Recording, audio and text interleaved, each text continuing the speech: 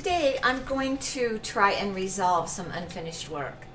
This collage that I did as a demonstration last September has images of trees in here. Those are Xerox copies that have been glued down with gel medium and then veiled with thin layers of opaque paint. And then there's a bird that's been glued on here. This is some scratching into thicker paint. But what was interesting when I looked at this today is that I saw a face back there, kind of hidden in the far distance. And I had the inkling that maybe I should bring that face out, make it more obvious.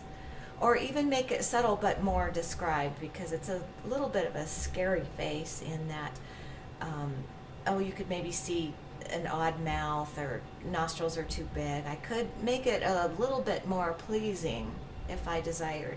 But what I've decided is to let it live in essence, like I know it's there, and not bring it out and make it more obvious. But I do want to add a little bit more to this piece. Now it's subtle, it's mostly just yellow and off-white, with little hints of green in it. And I don't want a bold statement here. If you know my work at all, you know I generally work with a lot of neutrals, and I like my work to be quiet because it relies so heavily on texture and sometimes strong imagery. But I found this piece in my scrap box that I thought sort of related, because there's this fence-like pattern here, and this also has a bit of a stripe which could echo that notion. So I might just move it around and see where it feels like it might want to live, and maybe leave it there for a few moments.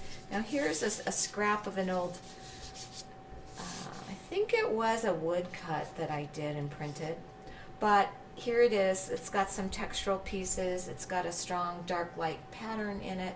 Do I want to place this in here somewhere?